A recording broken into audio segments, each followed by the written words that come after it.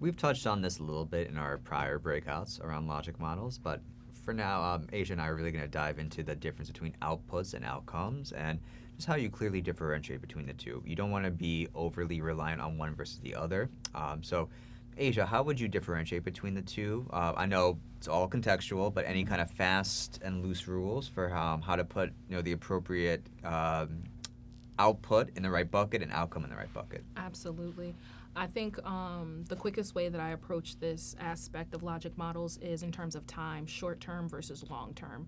I think as it relates to outputs, that's for those situations or circumstances that arise from activities that are short term, right? That immediate impact that happens as soon as someone engages with the resource by way of the activity.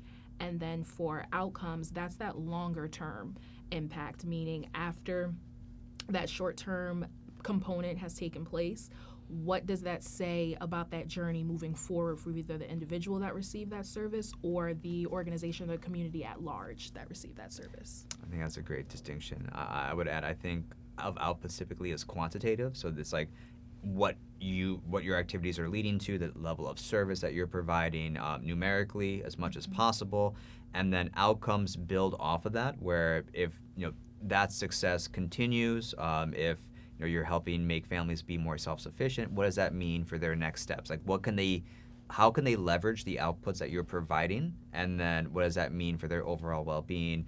And again, outcomes are a very positive, rosy look. Obviously, they're aspirational in a lot of ways. Outcomes like helping eradicate hunger. We know that that's not going to happen anytime soon, but these programs are working toward that. So how do you make that connection? Similar to how we talked about the bridge between inputs and outputs in our last breakout, what is the bridge? What do these outputs set the stage for your community and the folks that receive your services? Absolutely. That's why I love the distinction that you brought in about the numerical value of the output versus the outcome, because as we talk about, ending hunger or also just making sure communities are more food secure, what it prompts for me right now in this moment is you activating a program as a nonprofit that's addressing food insecurity, and you may give out X amount, right? That number, X amount of healthy food bags. That's the output that happened from the activity that you did, but that outcome is maybe based off of the food that was provided to that particular person or that particular community, that then results in that larger outcome or long-term impact in terms of less visits to the hospital, or maybe a certain percentage of reports of people suffering from any food-related illnesses or diseases. That's the outcome of again, like that larger impact that happens when that particular output happens with X amount of supply or product. Absolutely. And even tying into your example about community gardens, like an outcome would be a greater degree of food sovereignty. Folks knowing how to look for healthy produce, be familiar with it, but also how to grow it, be a little bit more self-reliant.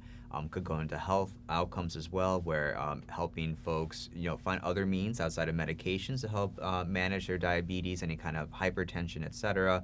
And just thinking of some of these broad things that maybe you're not specifically measuring, but your outputs clearly are setting the stage for that kind of success and improvement in your clients' lives. Absolutely.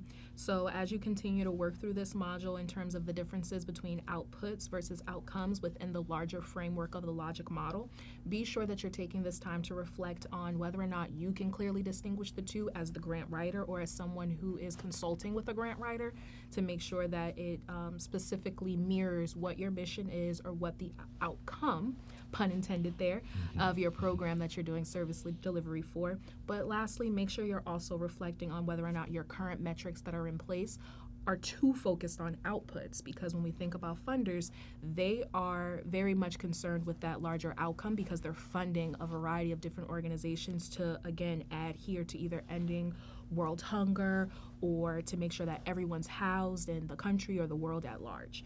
So bear that in mind as you reflect throughout this module, focused on outputs versus outcomes.